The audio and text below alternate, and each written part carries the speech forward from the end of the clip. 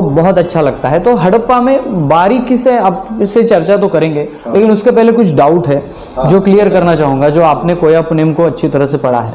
तो पहला तो मेरा डाउट है कि आज जो हमें शंकर भगवान, महादाऊ, शंभू शेख, ये कैरेक्टर हमें बताए गए हैं। शंभू शेख तो हमें पता है कि एक राजा की उपाधि थी और वो राजा थे, प्रजा को संभाल रहे थे। एक मार्ग दिया उन्होंने मुंदशूल सर्री के तहत, तो ये मार्ग दिया। लेकिन आज हमें अगर महादेव या शंकर की हम प्रतिमा देखते हैं तो उसमें बहुत सारा मिक्सअप है।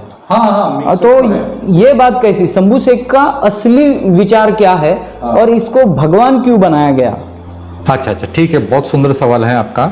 आपको बता दो कि शंभू शेख, स्वयंभू मतलब पंचखंड धरती का राजा।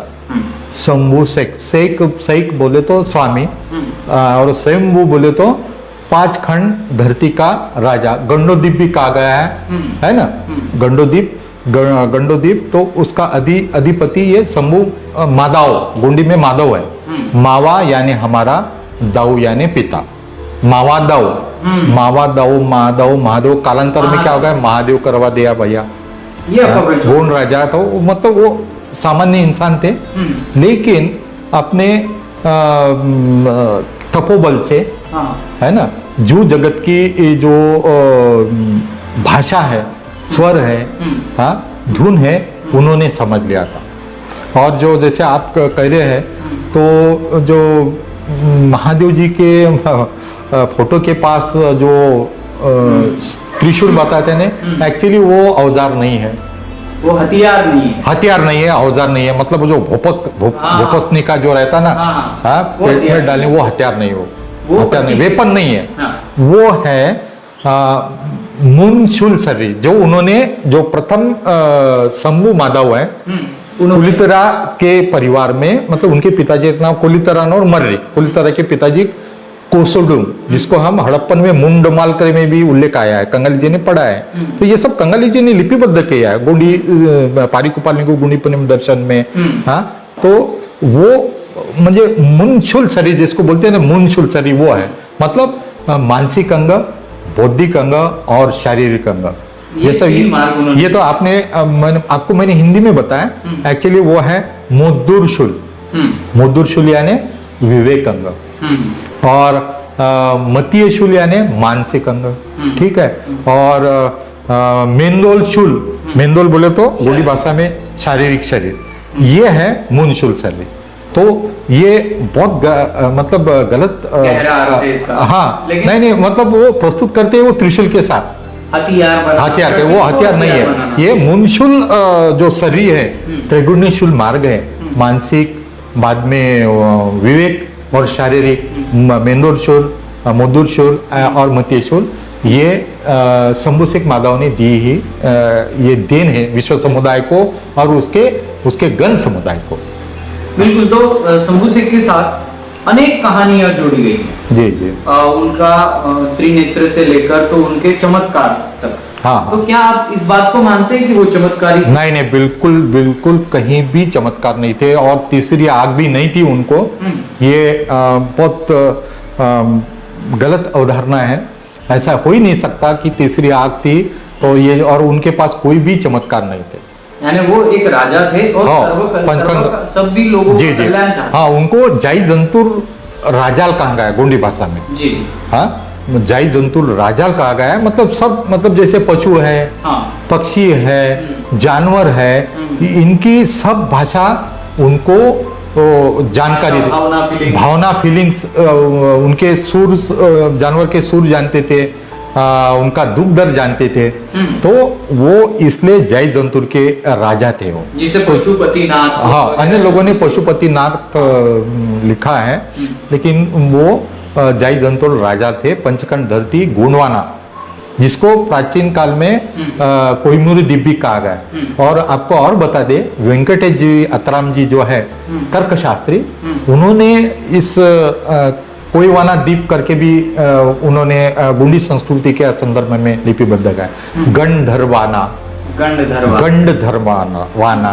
गंड मंदाना, मतलब जो गण समुदाय है, सिर्फ मतलब गोंडी नहीं, मतलब बाकी के भी गण है, कन्नकी जी, उसमें जैसे संथाल गण है ना। बाद में संथाल के गण के बाद है तुम्हारे खाती है, खाती जो है ना, खाती है, नंगारची है। हाँ हाँ, जो सो मतलब वो व्यवसाय करते थे। और बाद में तुम कहते हैं पानाल है, पाटारी है, हमारे ये गण है गोंडवाना के। जो एडवर्ड सुएस ने जो शोध निकाला, खोज किया, तो उसके बाद उन्होंने बताया कि यहाँ पे गोंडवाना नाम का एक लैंड था। ठीक है।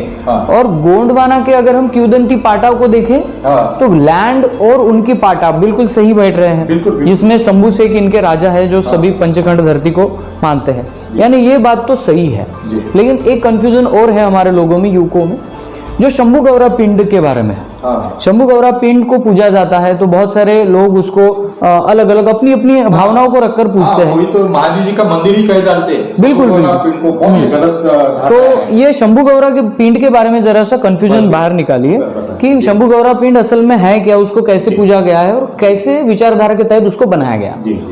तो कनकी जी और जो दर्शक हैं उनको बताना चाहेंगे, जो शंभू गौरा पिंड यानी ये जो जनरेटिंग पावर है ना, जिसको हम सम्मो विषम्मो मतलब धन ऋण शक्ति कहते हैं। जैसे माँ पिताजी है, सल्ला गांगरा शक्ति कहते हैं। सल्ला ये हमारा पिता का मतलब पितृ शक्ति है, और गांगरा मातृ शक्ति है। और इन दोनों शक्ति के बिना जीव की उत्पत्ति होती नहीं। हम जैसे हमारे सल्ला गांगरा यानी दाई दाऊ माता पिता के कोया से हम जन्म लेते हैं, है ना। तो वो सल्ला गांगरा शंभू गौरा पिंड है। मतलब ये लिंगो जी ने मतलब जो मध्यकालीन जोड़ी थी शंभू गौरा की, उस टाइम में उन्होंने सल्ला गांगरा मतलब प्रकृति की जनरेटिंग सर्वोच्च पावर है, जिसको हम पेरसा पेन कहते हैं, है ना। फड़ा पेन कहते हैं, सजोर पेन, हजोर पेन, बुढ़ाल पेन कहता है, सिंगा बोंगा पेन कहते हैं, सल्ला गांगरा शक्ति कहते हैं। और जो हमारा अमरावती परिक्षेत्र है बैतूल जिला में दंडी वेन भी कहते हैं, दाऊ दाई अलग अलग। हाँ, वो परम शक्ति है। तो ये सल्ला गांगरा शक्ति को मतलब जो धन ऋण जो है ना, आप जो स्त्री पुरुष म्हणजे लिंगपिंड जो कहते हैं ना, तो इस परम शक्ति को प्रतीक को ये शंभू महादेव जी पूजते थे। बिल्कुल, यानी शंभू शेख भी ये पूजक थे इसके सल्ला गांगरा शक्ति का, और उन्होंने अपने तपोबल से सत्य ज्ञान प्रकाश से जान लिया था। पूरा विज्ञानवाद हो गया, पूरा विज्ञान में जो दो शक्ति की संरचना है जिसके बिना जीव की उत्पत्ति नहीं हो सकती, उस बेसिक नॉलेज को गोंडवाना का आदमी पूज रहा है। लेकिन कालांतर में हम देखने को मिलता है कि उस पे दूध चढ़ाया जाता है, ये हमारा है तुम्हारा है, ऐसे वाद विवाद भी चल रहे हैं। तो ये मूलतः गोंडियनों का है। जी जी जी। तो ये जो आपने अभी जो बताया है कि दूध की धार या जल की धार उस पे गिरती रहती है, तो हमने गोंडी साहित्य में भी मतलब पढ़ा है, और हमारा मुझे ऐसा मेरा मत भी है कि जैसे ये शंभू शेख के जो गोंडवाना जो सही भूतपूर्व राजा हैं शंभू शेख, और उनके जो गण समुदाय है, इस पर बाहरी सभ्यता का आक्रमण हुआ था। बिल्कुल ठीक है। तो नेचुरली जो इनके अधिपति है मादाओ, है ना, तो ये क्रोधिष्ट हो गए। उस समय में निश्चित तौर पे मारकाट हुई थी।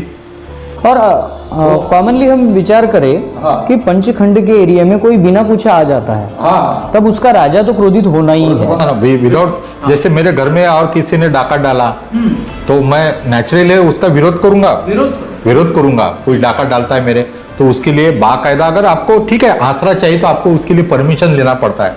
अगर वो परमिशन भी नहीं लेते हैं तो नेचुरली वहां पे संघर्ष अटल है। तो वो जो शंभू माधव है वो क्रोधिष्ट हुए, मारकाट हुई, और उसमें उनको बहुत मतलब ये जो संग्राम जो हुआ ना, ये हमारी संस्कृति का वहां पे पतन हुआ। हाँ, मतलब पतन बोले तो यहाँ संघर्ष ऐसा कह सकते हैं।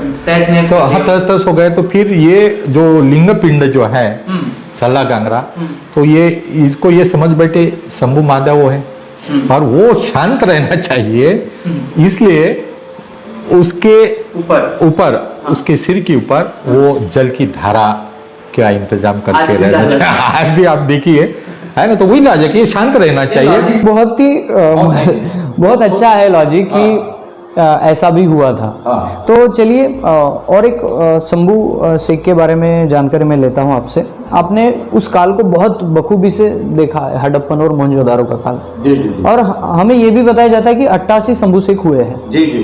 तो मोहनजोदारो और हड़प्पा का काल जब चालू था सिंधु घाटी सभ्यता का, तब कितने नंबर के शंभू शेख वहाँ पे एक्टिव थे? और आपको एक चीज बता दूं कि अरुरु शंभु वरुवरु शंभु, इसका अर्थ भी हम चंद्रलेखा कंगाली जी ने अपने गोंडवाना जीव जगत की उत्पत्ति, पतन और पतन के बाद पुनरुत्थान संघर्ष में साफ साफ शब्दों में उन्होंने लिखा है कि अरु का अर्थ होता है 88 और वरु का अर्थ होता है हरे, है ना।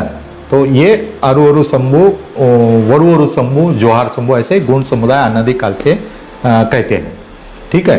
तो ये शंभू शेख की ये परिपाटी है, अरु शंभू वरु शंभू।